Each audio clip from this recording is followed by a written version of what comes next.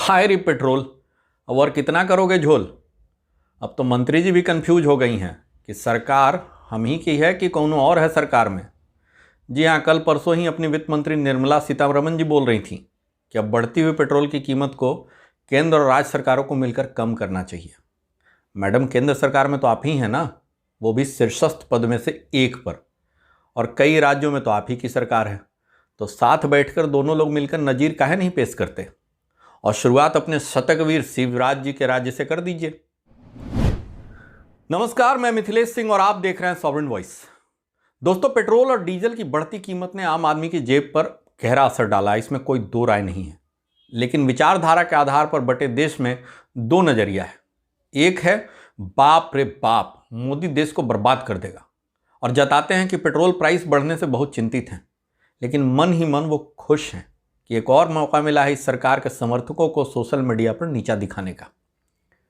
उनको तो अभी और बढ़े तो मजा आ जाएगा, इसका इंतजार कर रहे हैं वो। तो वहीं दूसरा ग्रुप बढ़ती प्राइस को लेकर देश की जरूरत मानकर महंगाई झेलने वालों को राष्ट्रवादी की संज्ञा दे रहे हैं, क्योंकि मोदी को वोट पेट्रोल सस्ता करने के लिए थोड़े दिया था, वो तो राम मंदिर के लिए दिया था और पाकिस्तान को आंख दिखाने के लिए दिया था। तो वो बस इसी से खुश हैं। चलिए कुछ डेटा की बात करते हैं।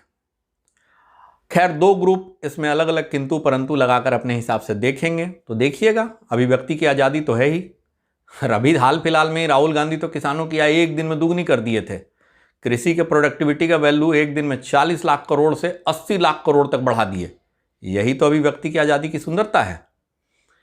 मैं आपको मीडिया में पहले से वायरल पेट्रोल डीजल के प्राइस के ब्रेकअप को दिखाकर दोहराना नहीं चाहता, फिर भी बता दूं कि एक्साइज और वैट मिलाकर और साथ ही डीलर का कमीशन मिलाकर 64% तक टैक्स और डीलर का कमीशन है, और सिर्फ 36% पेट्रोल का आधार मूल्य।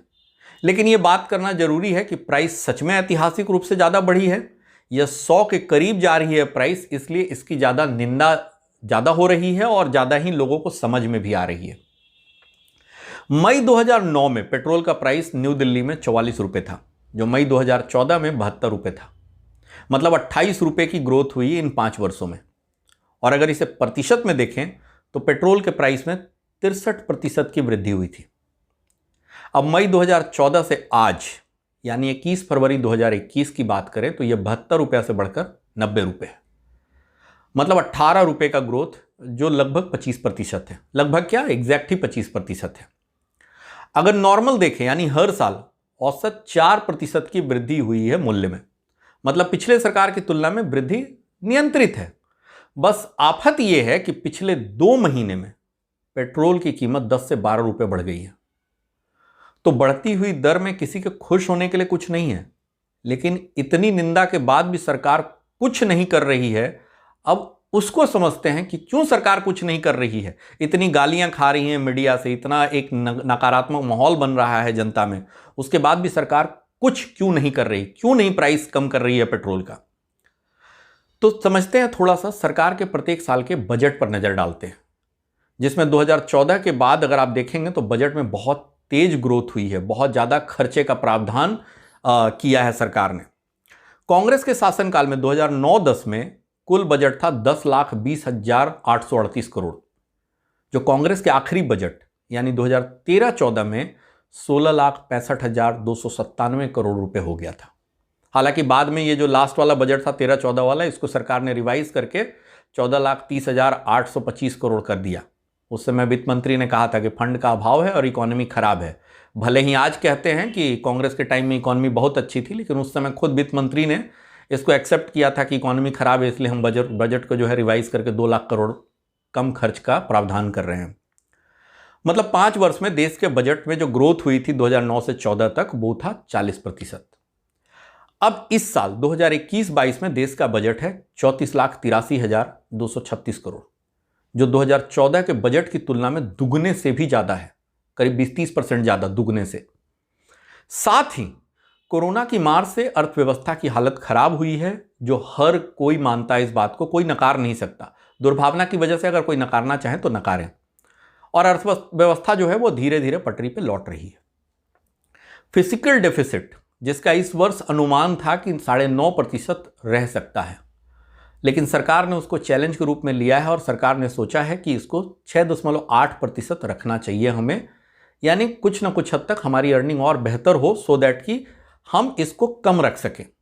शायद इसी का परिणाम है कि सरकार किसी भी सूरत में पेट्रोल और डीजल की प्राइस में एक्साइज कम करके राहत देने के मूड में भी नहीं है और ना ही स्थिति में है। जिनको नहीं पता उनको बता दूं कि फिजिकल डेफिसिट देश की आमदनी और खर्चे में जो अंतर होता है उसे कहते हैं। 6.8% फिजिकल डेफिसिट का मतलब है कि इस वर्ष देश की आमदनी जो है वो खर्चे से 6.8% कम रहने वाली है। नॉर्मली ये 4, 4.5, 5 कांग्रेस के शासनकाल में 5.5 के आसपास था और बीजेपी के शासनकाल में 4 के इर्द गिर्द रहा है। साथ ही राज्य सरकारें भी कोरोना और लॉकडाउन की मार से उबरने की कोशिश कर रही है। इससे पेट्रोल डीजल पर वैट भी कम करने के किसी मूड में राज्य सरकारें भी नहीं दिख रही हैं।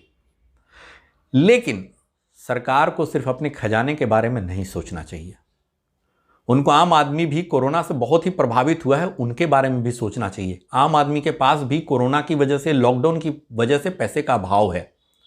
वैसे खजाने में भी जो पैसा जा रहा है वो आम जन के लिए ही होता है, सब्सिडी में खर्च होता है, दूसरे डेवलपमेंट वर्क में खर्च होता है, इंफ्रास्ट्रक्चर में खर्च होता है। लेकिन पेट्रोल प्राइस से हर कोई प्रभावित होता है। सरकार इस बात को नकार नहीं सकती।